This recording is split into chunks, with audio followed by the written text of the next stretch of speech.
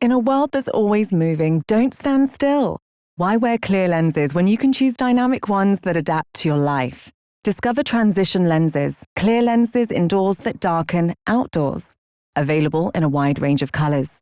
Visit your Boots opticians for a demo. Hello and welcome to See What's Possible, the podcast brought to you by Boots Opticians that meets with some of the nation's most inspiring sports personalities, media stars and performers. We discover the secrets behind their phenomenal achievements and the mindset they instill to battle against all odds. I'm Myleene Klass, your host for today, and we're going to be looking at navigating daily life with hidden conditions such as autism and ADHD. Our guests are going to be talking about how their lives have been transformed after finally receiving a diagnosis as adults and how this has empowered their decisions and their daily routines. Well, my first guest is TV personality, author and autism advocate Christine McGuinness. Now, she was diagnosed with both autism and ADHD in her early 30s. She's also a proud mum to 3 autistic children. Since embracing her diagnosis, Christine's career has gone from, strength to strength, fronting 2 groundbreaking BBC documentaries, Our Family and Autism, and Unmasking My Autism.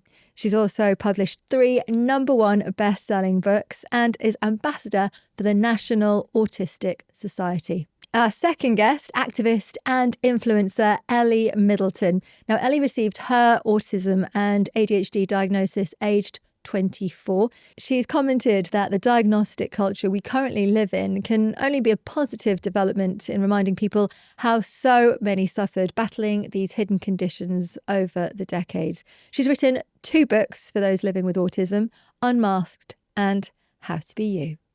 So Ellie, Christine, thank you so much. I've been so excited to speak to both of you. I mentioned it as we were walking in, but I've got 2 loved ones very close to me that have ADHD. So I feel like getting the information that I'm going to get from you guys is just going to be really valuable, real gold dust, but also trying to understand how I can be more supportive as well. So with that in mind, can I just get something off my chest? Go for it. When people say ADHD, autism, being neurodiverse is a superpower, how do you feel? Because I used to try that approach and I now stop saying that. I don't think it is. I'm going to be completely honest. I hate it. It's not a superpower. It's not a superpower. It's a massive headache. It's a nightmare. Like, you feel all over the place most of the time. It's very, very rare that I feel calm, and it's not nice to live with. Now, there are times where it's got its bonuses. Like, I feel like I'm quite creative. When I do focus on something, I can really hyper-focus. I think I can take in a lot of information on things that I love. All of that is great. That's amazing. But there is another 80% of life that I will miss out on because of how much my neurodiversity is affecting the way I think, the way I feel, the way I act. It's not a superpower for the majority of it. I would I don't think so. completely agree. I really would. Would you, Ellie? Yeah, I think the superpower narrative came from the fact that for so long it was seen as such a negative thing, of it was seen as, a bad thing and something to be ashamed of and something to hide and something to be like, oh no, I don't want to associate with that. And I think it almost came in to kind of counterbalance that. If people wanted to re-own it of no, it's not this terrible thing. It's actually a superpower, but it's neither of those things are actually true. It's like you say, it's somewhere in the middle where some things are easier for me and a lot of things are a lot harder for me. And I think I can see where people came from of wanting to give children that are getting diagnosed, wants to give them a positive thing rather than, it's not something that you need to be upset about or ashamed of. It's something to be proud of. But I think, it's not helpful to be told that it's a superpower when you feel when you feel how stressful it is and you feel how difficult it is. I think, that really being told that it's a superpower, although I think the intention behind it is good to try and give people a positive. It's actually it just kind of diminishes all of the struggles that I have and all of the challenges that I face. Part of it to blame is the examples out there, like Einstein, for example. Of course, he's incredible. Of course, he's his own superhero and everybody else's with what he's managed to do. And when it's, come out now that he was autistic on the spectrum, and everyone's like, well, that's why he was so incredible and he's so smart. So all autistic people are going to be just like Einstein. And don't get me wrong, my 3 little children I do not know where they've got their brains from, because they can tell me everything about space. They can name all the dinosaurs. Like, there's stuff what they know that I wouldn't be able to remember if I spent like weeks, months trying to do what they can do. But there's the side that's not spoken about, the silent part, I think more so in women. The struggles that, you know, it's the bits that nobody wants to talk about, nobody wants to say. So I completely get why everyone thinks it's a superpower, because they've got Einstein as the example of this is what autism or ADHD is. But it's also wanting to rebrand it. You're right, to repackage it as, yes, you've got this, but look what you can do. But until it can almost become a burden, I would say, because like you said, you have to either overperform or raise the bar to the examples that have been set for having ADHD and autism, or actually just trying to just be more disparaging about the difficulties rather than embracing them. You touched there on especially women. Women are at the bottom of getting diagnosed because they don't necessarily, in their presentation of ADHD, they don't always have the hyperactivity that's associated with it. Yeah. And it's also that more typically women don't want to say if they're struggling. So, you know, also British, the typical British thing, always, oh, I'm fine, it's okay. You know, how many mums postpartum will be struggling, will be exhausted, everything else. But then add ADHD on top of that, it's going to be even more intense. The majority of them aren't going to go to the GP and say, I'm finding this really overwhelming and I'm going to be, because in our brain, it would be, well, that must make me a bad mum. Maybe I haven't bonded. I'm supposed to be okay with doing this. So I can't possibly tell everybody how much I'm struggling, because that will look bad on me. I just need to do better. And then you keep trying to do better. You try to manage everything what everybody else around you seems to be able to do fine, until the point that you can't and you burn out. And that's what happened with me around 2 years ago. I got to that point where I was on the phone to my doctor going, please help me. Please do anything, recommend anything, give me anything that will help me, because my brain can't cope with any more. And it shouldn't be like that. We should be able to just go and ask for help, whether it's with your GP or a family member, anyone that you feel comfortable talking to, and opening up, being vulnerable, and trying to get that help the best way possible. There's been such an influx now of people saying, I think I've got ADHD or I need to get a diagnosis. Has this been your experience? Yeah, I think it's kind of like anything of, once we start talking about it, then more and more people are going to relate to it. Because in the past, first of all, you couldn't get diagnosed as an adult until quite recently. Second of all, you know, we have, for a really long time, we believed that it was something that just boys had and girls didn't have.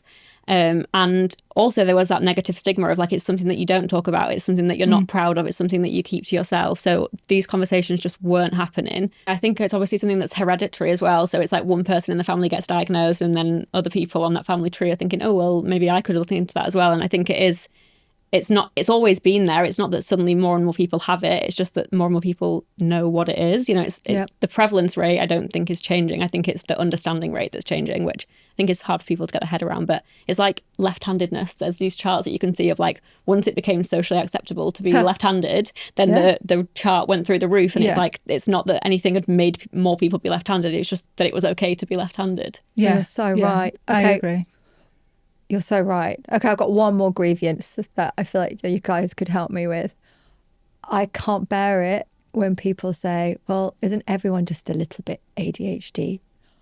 I can't bear it, because what you've explained and how your journey is just from getting from one hour to the next or one day to the next, and the overwhelm that mothers can feel, or the hormonal changes that teenagers or youngsters go through. It's such a lot to then just dismiss it as, isn't everyone just a little bit on the spectrum, you hear them say, or ADHD.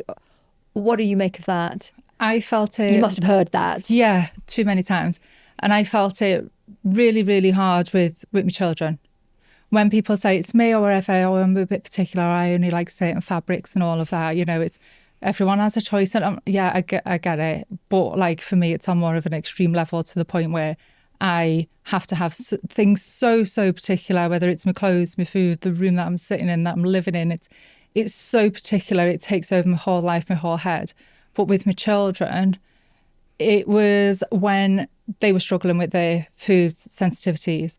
And I had to listen to everyone around me going, oh, well, all children, they're just picky eaters.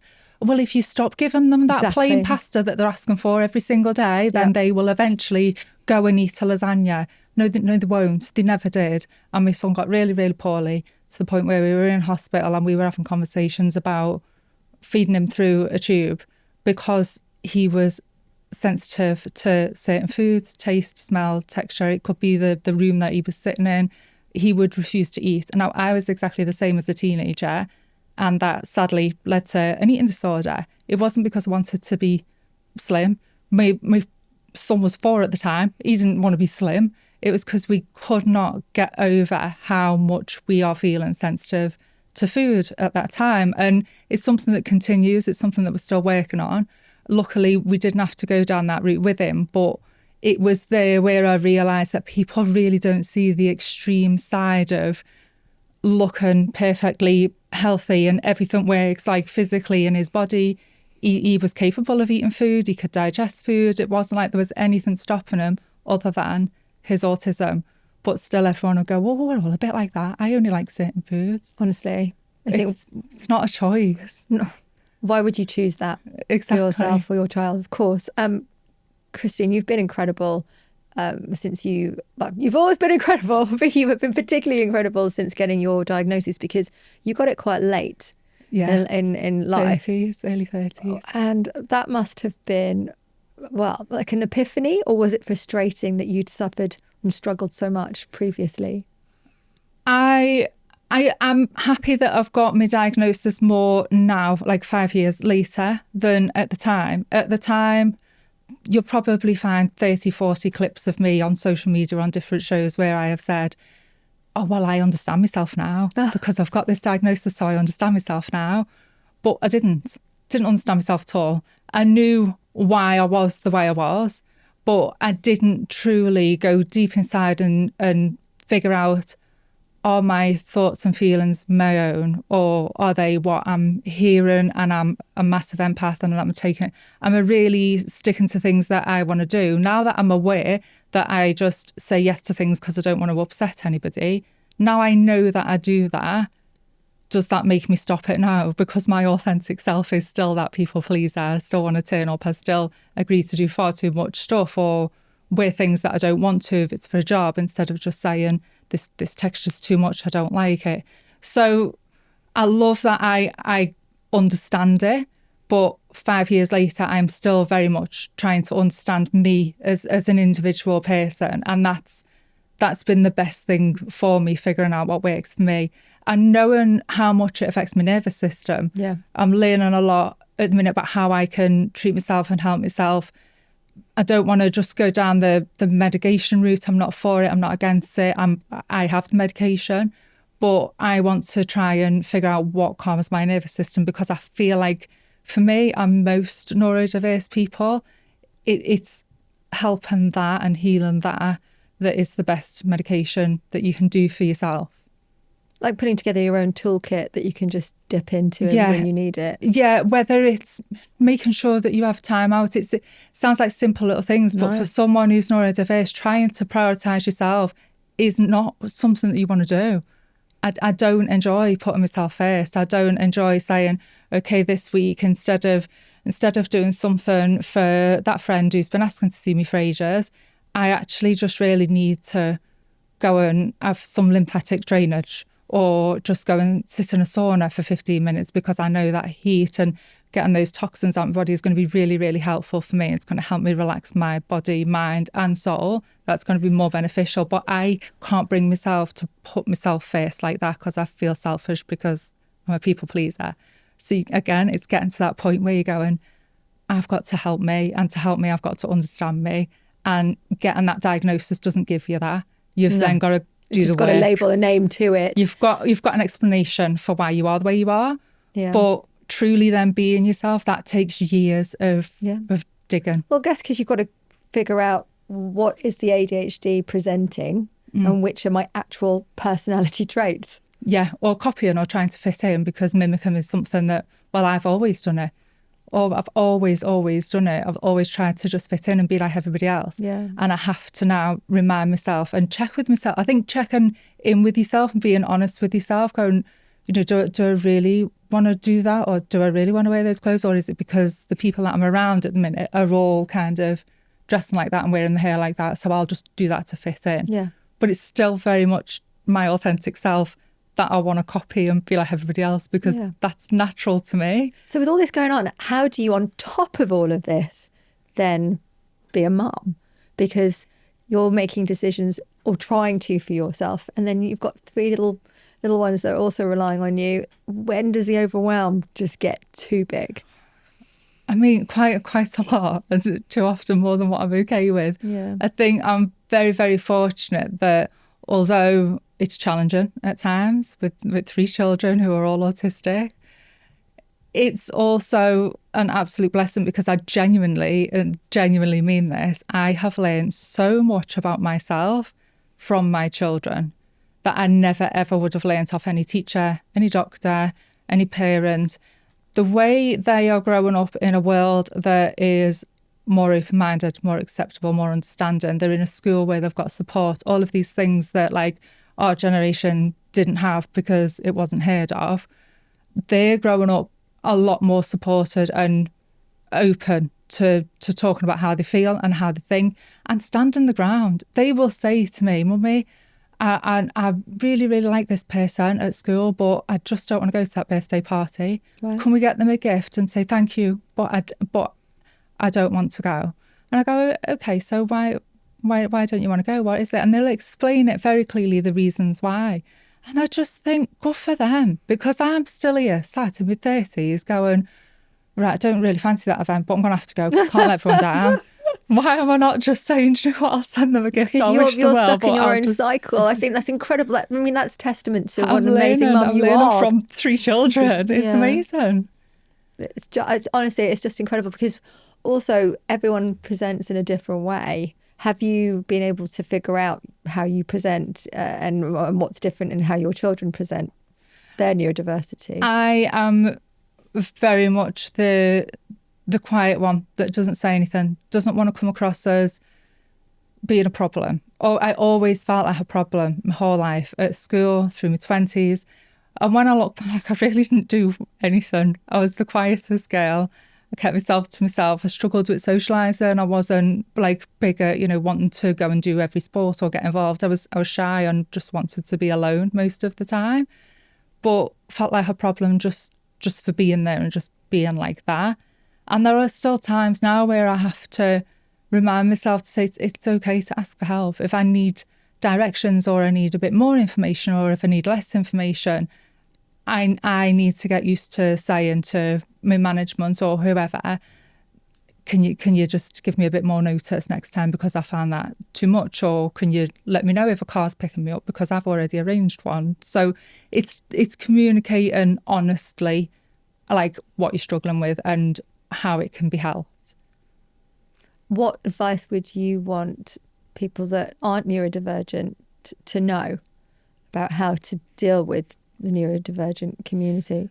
I think one of the most important things is for us personally to try and find ourselves in a place where our passion, whatever it is, because we will have those things that we are completely passionate about. If we can make that a big part of our life, hopefully like a part of your working life, therefore when you're getting up and you're going to work every day, you're enjoying it, but it's beneficial to you because it's your work. If you can find yourself in that kind of work, and then your boss or whoever's running that company can see and understand that is a huge benefit to them, to have somebody so passionate that can hyper-focus all day, every day, and won't get bored or move on because that's their passion. If that person needs a little break now and again, more than the other staff, if they need to eat alone in a quiet room, just allow it. Allow those little bits of help and support that a neurodivergent person needs is going to benefit everybody. They're not big asks. They're really not. They're not expensive. More than anything, it's usually a bit of time out and not changing the rota at too short notice, like keeping it consistent.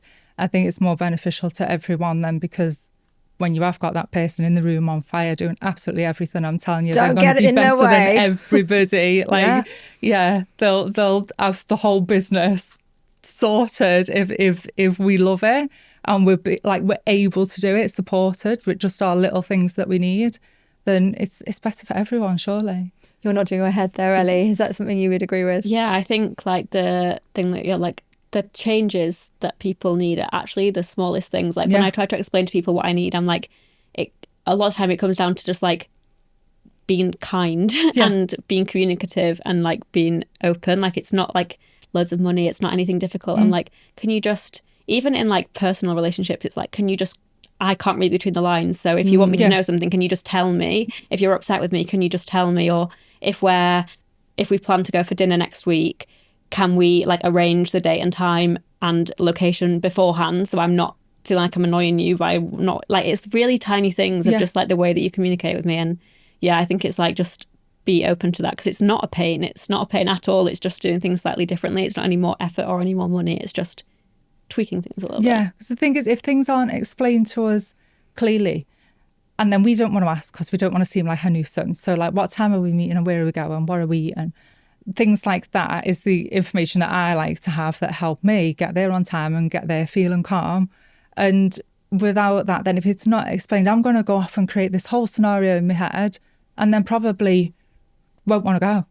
Won't want to turn up. Yeah. and then you've got this thing in between you and the other person. It's just a lack of communication, of no one saying to each other what was actually needed or what could have been done better. I think communication is key with so much. It's interesting that you picked up on relationships. How have you found relationships? Because I think that it's interesting how the neurodiverse community really do struggle with certain personality types that I suppose can take away your confidence without even realising it. So, for example, we need to talk. That's like leaving somebody on red. Yeah, I think it's cruel, but it can really. I've seen it. It can let someone spiral. Yeah, I think it's like kind of a similar thing again of just like figuring out what it is that you need. And I think it's like so like in the past, if someone would have said that to me, I would have spent the day spiraling and thinking, oh my God, what have I done wrong? I would have got myself so worked up. Whereas now I know that it's okay to say to people, for next time, if you need to talk to me, can you just like put nothing bad on the end? So I know that it's nothing bad, because otherwise I will spiral. And most people will be so willing to do that if they know, it's a very fair trade-off. Neurotypicals don't think to write, oh, we need to talk, it's nothing bad. Yeah, because it's almost like it might be, gosh, you did a great job, or I'll just see you tomorrow. It could be anything, but if they realise that it's just like a wound. Yeah, and I think that's like the helpful thing about like getting that diagnosis is like you start to then have the context to go away and figure out, okay, so what is it that I need? And then how can I tell that to the people around me, rather than just like feeling wrong for needing it. I can just be like, oh, actually, just for next time, if you can put nothing bad. And I think having the explanation of like why, of like, because I get RSD, rejection sensitive dysphoria. Yep. So if you don't say nothing bad, I will assume it's something bad. Yep. And then they're like, oh yeah, of course I'll say nothing bad. It's no worries. But I think it is like just like learning those little tiny things that mean a lot to you. And I think for me, I think it is like the people pleaser side. But if I can explain why I need that thing as well, I don't feel as bad asking for it. If I'm like, can you, I don't know, is it okay if we meet outside the venue before we go in? Because otherwise it can be quite stressful trying to find someone in there. And then people are like, yeah, of course I can do that. It's not that I'm asking for anything out of order. So I think for me, having that context is really helpful to know what I need to ask for to allow people to, I guess, like love me in the way that I need to be loved, and like be a friend to me in the way that I need to be a friend to. It looks different. I guess it's like the love languages thing, right? Everyone has different love languages. Yep. And mine are often just a bit more like explicit. Like, I need you to tell me what, how you feel, or I need you to tell me what you want, or I need you to communicate whatever it is.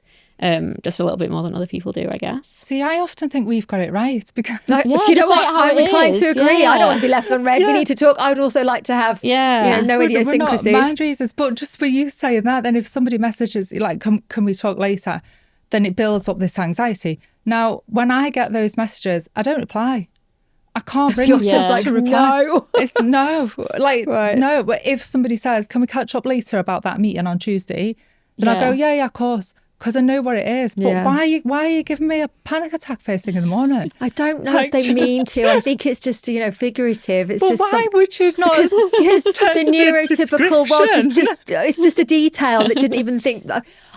I'm just going to have to say I'm guilty of it myself. I've done it. So I will, be more aware of having to add the detail. But that's only because I've got experience of it now. I think if someone said we need to talk, I'd just say, okay, speak to you later.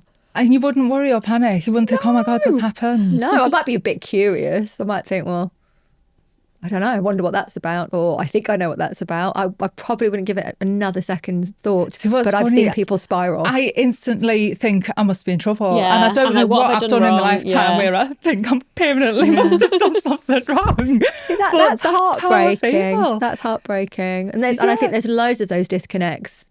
I've been privy to loads of those kinds of disconnects. And it's just another extra layer which becomes a burden to your day. With this in mind, you've both spoken very honestly and very bravely about medicating ADHD and autism. And how do you feel? How do you feel about the fact that so many people who haven't had a diagnosis are already self-medicating, whether it's drugs or whether it's alcohol or whether it's not great friendships or staying out too late or just not looking after themselves?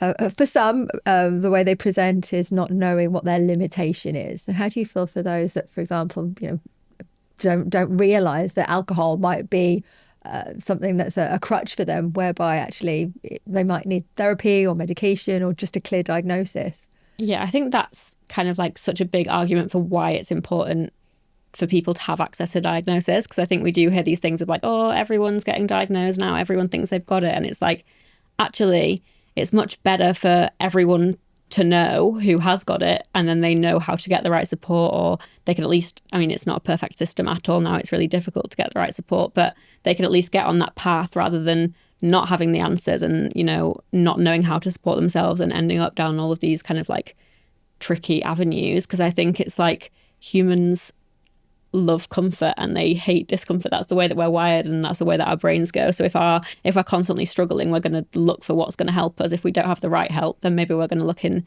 different avenues. And I think that's why it's so important that we do have this context and this understanding of ourselves early before we fall back on these kind of like less than ideal coping mechanisms, because kind of don't get to that point because we've got the support that we need. I think prevention of all of these other things is an incredible outcome for the amount of people now that are going to find out if they're autistic or ADHD, because there's so many other things that could be avoided. Like for me personally, having an eating disorder could have been avoided if I was diagnosed sooner. Dropping out of school could have been avoided if I was diagnosed. Like I would have had help and support maybe for me to stay there and finish. How old were you when you dropped out? I was 14 when I left school, and it was simply because I couldn't cope. So when we're talking about addictions and other kind of self-care, what a lot of ADHD people sadly do, because they don't know how, we're a lot more likely to get those addictions than other people. I know it's important for me to just never try anything, stay away from it all, just don't go there if it's not healthy for me, because I know I'm more than likely going to love it and get addicted. Unfortunately, that's one of the things that is just higher for us, but knowing it, I can avoid it. I think it's a lot more beneficial and helpful to everybody to go and really figure out what's going on with the mind, with the brain, if they are neurodiverse, to avoid then getting diagnosed with either bipolar, depression, anxiety and panic disorder, eating disorders, alcoholism, drug addiction, all of these things that are massive, like with undiagnosed people, because they haven't had the right help and support and they don't know where else to go and they don't know how dangerous those temptations are compared to neurotypical people that can just have a little drink here and there and they can manage it. That's something that we have to own within ourselves, if that is something for us to go, do you know what, it's part of neurodiversity, it's just not going to be good for me to try that, because I accept that I can't put a limit on it. So so stay away from those sort of things that can potentially become addictive, and also be careful in your relationships, because you're more prone to either narcissistic behaviours or just anything. Because you're vulnerable, people pleaser, and you'll listen to the outside noise and other people's opinions. I've gone from having a lifetime of asking everybody, what do you think of these shoes? Do you think I should do that job? Do you like my new friend? Ask everybody else what they think of me and my stuff, that I've had a lifetime of living other people's opinions. So I now really try to not ask anybody what they think of my clothes or my hair or my friends or this job or whatever, because at what point do I start living my life as me with my thoughts and my opinions and my feelings? And I've got to figure that out, what I like and what I don't like, later on than most people, because a typical autistic girl is going to go and listen to everybody else and do what everybody else wants to do, and just to try and fit in. When it leaves you very vulnerable. It does. And it's only understanding it and knowing it that I'm now going, okay, right, just check with myself. Do I actually want to do that? Do I like them? Do I like this food? And just really remembering to check that I'm doing something for me, and it's not just because that's what's the latest trend or that's what everybody else is wearing. And it's exhausting. It's absolutely exhausting. But if you can get your self-care, your self-therapy, whatever you want to call it, your natural medication, if you can get addicted to something that does help you. Well, getting the dopamine hits, the endorphins from somewhere else. I mean, Exactly. even the fact that, a lot of arguments have started just to find the dopamine that's being depleted through the day. A lot of people don't realise that about themselves. Well, the reason the stats are so high for ADHD people to be more likely affected with alcoholism or addictions that are unhealthy is because we need more dopamine hits. So we're always searching for it. That's not our fault. We don't mean to. It's a hindrance for us as well. It's annoying. But that's how we are. So we know that we're going to get quite bored at some point. If we're in a 9 till 5 and it's not really making us feel alive, we're going to leave. We're going to get distracted. We're going to start not turning up. We're going to look unprofessional. And that's really hard, and we don't want to be like that. But trying to create a life that just works for us, not everybody's got that luxury. Not everybody with ADHD can go, okay, well, I'm just going to create a business. That is my passion, because then that'll work for me and I can work for that. And we're not all in that position. And then you could outgrow that passion as well. So it's hard for us to try and satisfy all of our dopamine hits that we need to feel alive, to stay excited, to want to keep going and stay up there. And it's hard to not go too extreme, because we're always trying to just keep a limit on being far too much, but also don't ever want to sit and feel like we're not enough. You are more than enough. You're honestly both just wonderful. It's heartbreaking to hear that you carry so many struggles that so many people take for granted. But what about the effect on your relationships, partners, family, friendships? Has it taken a toll? I think it's so different now that I have my diagnosis. I think growing up, when I didn't have that context of knowing that I was autistic and ADHD, I used to struggle so badly socially, like especially at school. I went to an all-girls school for quite a while. And then I moved from there to a school that was mixed, but it was in there was still girls and boys' houses. So it was a lot of time sort of being forced to be friends with girls.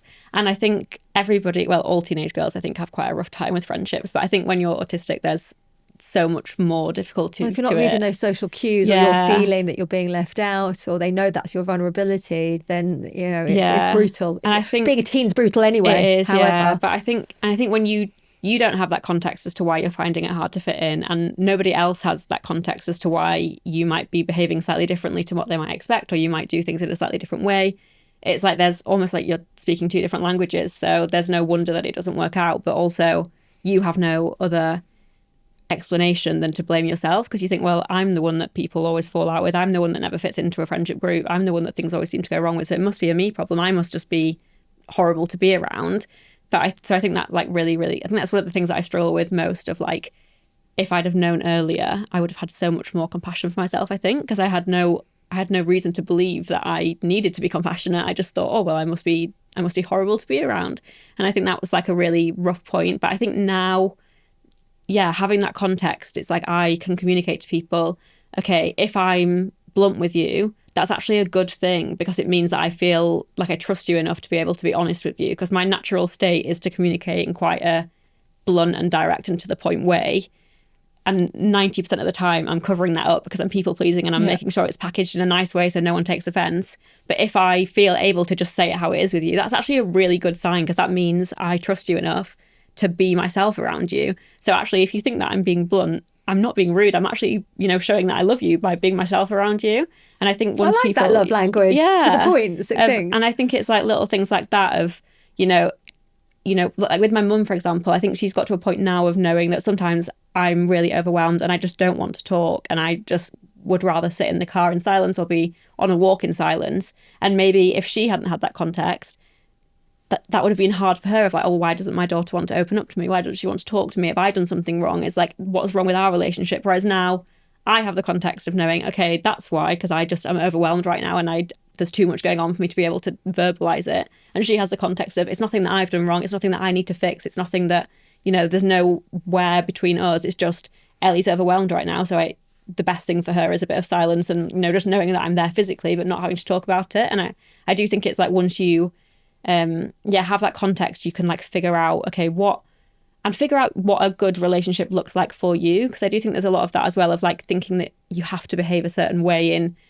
a friendship or in a relationship or a certain way. Whereas like, I think a big one for me is like texting back. I'm the worst person ever on my phone. You're either getting a reply in 5 seconds and we're going back and forth, or you're not getting a reply for weeks on end. And then I'll suddenly think, oh God, I've not texted that person back. And then I'll feel bad and then I'll put it off even more. And I think, in the past, I would think, oh, I'm such an awful friend because I've not messaged them back. Whereas now I'm like, I'm just quite forgetful. It doesn't mean that I love you any less. When I see you in person, I'll be, we'll catch up on everything that we've not been texting about. But it takes the pressure away, I think, from feeling that you have to like show up a certain way in relationships, because you can be like, actually, what do I need from this? What do you need from this? And how can we meet in the middle somewhere, rather than performing what we think a friendship or a relationship should look like.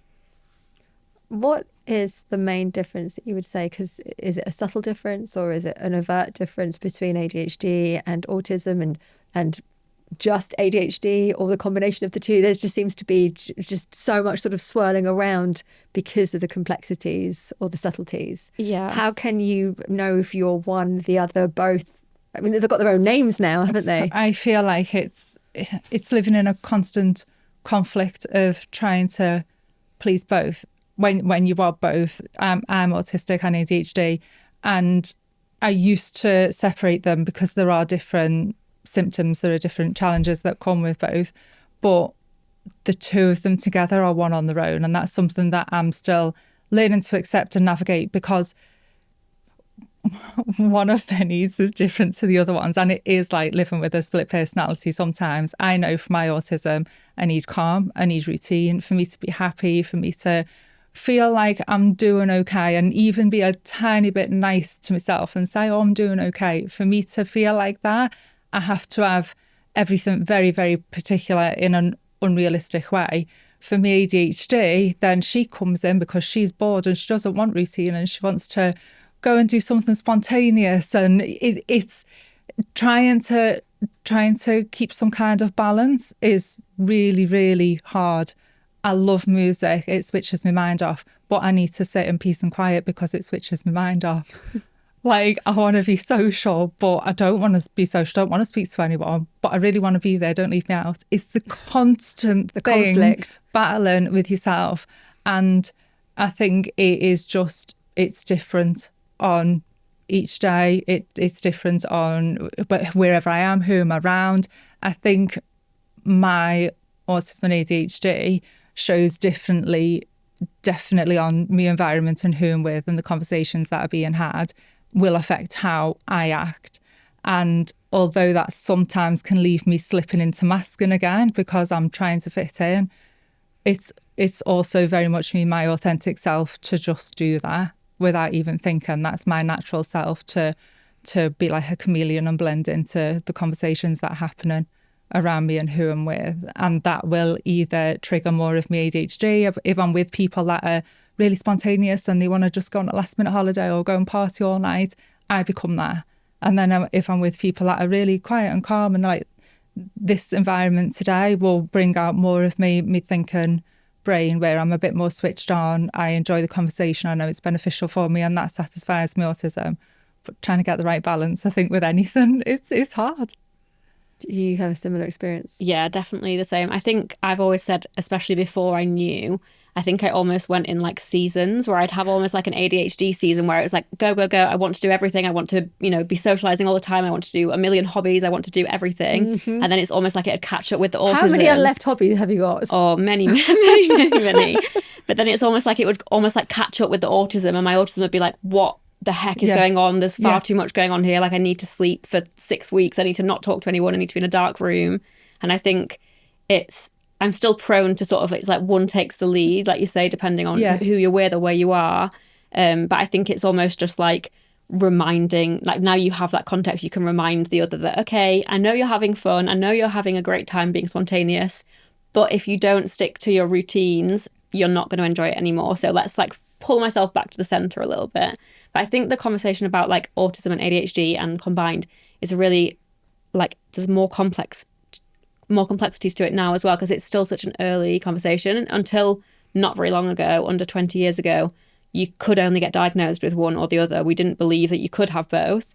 And now the research is showing that like approximately half of people who have one have the other. It's like the stats vary, but it's between like 40 and 70%. If you have one, you have both. So we've gone from thinking no one could have both to like maybe 70% of people who have one have both. And also we're still on such a journey of people actually getting diagnosed with the right thing, especially women, especially people of colour, especially people marginalised for their gender. So a lot of people who think that they only have one might actually have both. And they're talking about their ADHD and they're explaining their symptoms of ADHD, but they might actually be talking about having a combination of two. They just haven't figured out the autism yet. Or they might be talking about autism and being like, oh, well, that's something that I experience and I'm autistic. But they could also be both. Or, we there's no way that we can scan somebody's brain and say that this is definitively you have one or the other. It's just what's getting diagnosed, what's getting discovered, what's getting talked about.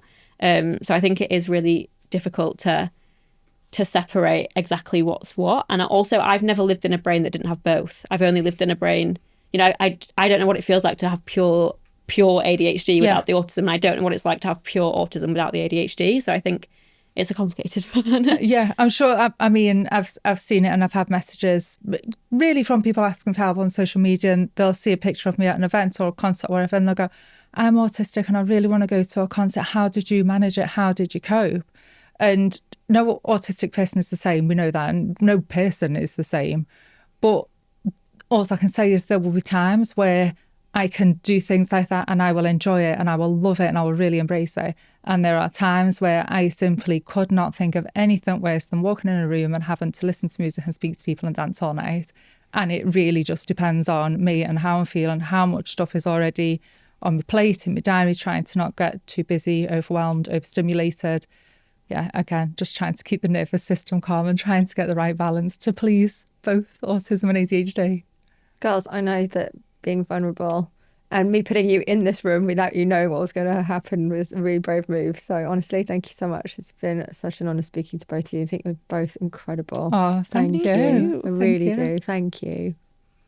So I'd now like to introduce you to optometrist and clinical services manager. This is John Hopcroft. Thank you, John, for joining us. He's going to talk us through the process of a Boots Optician Ultimate Eye Test. This is using the latest in OptoMap technology. This sounds very, very exciting, very complex. What exactly is it? So OptoMap is a fantastic new piece of technology that we've adopted into our Ultimate Eye Check. And for 20 years, we've been able to capture images of the back of the eye. And we know that looking at your eye health is so important, not just for looking at the eye health itself, but also your general health, things like high blood pressure and diabetes. So seeing more and being able to capture that digitally is really important. What about when it comes to children's eyes? Is this something that you can apply there, or should they be going for really regular checks? Do you take your children for lots of checks? Yeah, and this is something I'm going to own myself, that I'd never been for one myself until this recently. But for my children, right, of course, that was something that I prioritised and made sure that they done all of their eye checks. But my little boy, he does wear glasses just for reading. But yeah, I'd never thought about checking my own, because I just thought, well, I've never had any problems. I think I'm seeing okay. And then it was just recently I was kind of like, but how do I know if I've never had it checked? How do I know that everyone else is not seeing like in HD vision? And I think mine's good, but actually it's not. It's average. But yeah, I went for my first eye check off. And what did they say? And I've got perfect vision. It was really good, really good. They were really happy with how well I was seeing, and I didn't need any kind of prescription. But what we did discuss was the light sensitivity issues that I have and I've always struggled with. And that was why I was thinking there just could be something, I'm going to go and get it checked, because I'll often walk into a room and I'll go, oh my God, it's bright in here, but everyone else is fine with it. So I wondered if it could be like more of a physical medical thing going on with my eyesight, but it's not. It's probably part of my autism that I can be oversensitive when it comes to certain lights and the brightness. So yeah, I got these lenses, which actually they tint in different lights and darks that I go into, and that's like the best help that I could have for me and my eyes. So I'm loving the fact that I went, loving that my eyesight's great, and that these things now exist that will change the shade of the lens to just take the harshness away. Yeah, just change your environment. Did you have a similar experience? So I have worn glasses for, I think, since I was about 18, so about 10 years now. Something that I actually found really interesting when you said about never going for an eye test is I've heard it be quite common with autistic people to almost take the process of an eye test quite literally when they're like, can you read that? I'm like, yeah, I can read that. But is it giving me eye strain to read it? Am I getting a headache from reading it? Am I like having to like really squint to read it? But if someone says, can you read it? Yeah, I can read it. I'm having no problem reading it. And I think there's so many different parts of autism that come into you maybe not realising that you need glasses, because we maybe take things quite literally of like, can you read that? Yeah, I can read that. Or we maybe... So do I need to say, are you struggling to read that? Yeah, can you read that without causing, without any difficulty? Or can you read that without having to squint? Or I think as well, another thing is like we experience pain quite differently. Like our bodies don't give us the same sort of like input. We don't know maybe when we're hungry, or we don't know when we're thirsty. And the same thing can happen with pain. We can be like over or undersensitive to pain. So we might not realise that we're having headaches or whatever it might be, that, because it's just the way that our head has always felt. And I think there's like, a lot of layers of complexity that we don't think about when it comes, because it's not directly impacting vision, but it's like you say, it could be the light sensitivity, or it could be like holding tension in a certain way, or not knowing that you're experiencing pain. I think it's quite interesting. It really is interesting, isn't it? John, you and Boots Opticians, when you're looking after your customers, you make sure it's a comfortable experience, don't you? Absolutely. Where we can adapt the experience to the customer, we do our best to do that, to make them as comfortable as possible. If that's dimming the light slightly just to help make it feel like a more comfortable environment, then we can do that as well. But regular eye checks are really important. I think, you touched on the point that children may not know that they're seeing things differently, or not as well as they should do. And the number of times that I've had parents, and the first time they've realised that their child can't see as well as they expected, is when they're trying to read the letters and they just can't do it. And we know that short-sightedness, so seeing things close okay, but seeing things far away very difficult, is an epidemic growing globally. More and more children suffering from short-sightedness. So checking vision, making sure we're correcting it where we can. And also with new technology. So we have things called myopia control lenses, both in contact lenses and spectacle lenses, that aim to reduce the progression of myopia in children. And I know, as a parent, that if you have short-sightedness, if that was available to you as a child, you'd have wanted it to help. Myopia sufferer here. I've worn glasses since I was 4 years old. Yeah. I used to be really terrified of going, because we used to have those really heavy sort of, do you remember? Big frames, yeah. That they lots put of lenses. 101 lenses into, and as a child it can be quite overwhelming, but that's not the case anymore. My kids love going, by the way. Oh, excellent, yeah. No, yeah, with the new systems that we have, so we have phoropters where you just rest your forehead against a bar. All the lenses are built into the system. You don't get those big red welts on your nose anymore. So yeah, we've got lots of things to help make the experience feel better. And for children, it often can be like a game, having fun. I know my daughter, she loves it when she comes along, although she doesn't always behave herself. She's 4. It's okay, Joan, we'll let her off. Plus, it looks like the dad's got all the best toys to play with. Absolutely, yeah. We do love our technology to help. Christine, Ellie, John, thank you so much for today. Thank you for your stories. Honestly, it's going to make me definitely think in a completely different way. And thank you for being brave enough to share your stories. Thank you. A huge thank you to all my guests on See What's Possible, showing that, anything is possible. And of course, thank you to you for listening. In a world that's always moving, don't stand still. Why wear clear lenses when you can choose dynamic ones that adapt to your life? Discover transition lenses, clear lenses indoors that darken outdoors. Available in a wide range of colours. Visit your Boots opticians for a demo.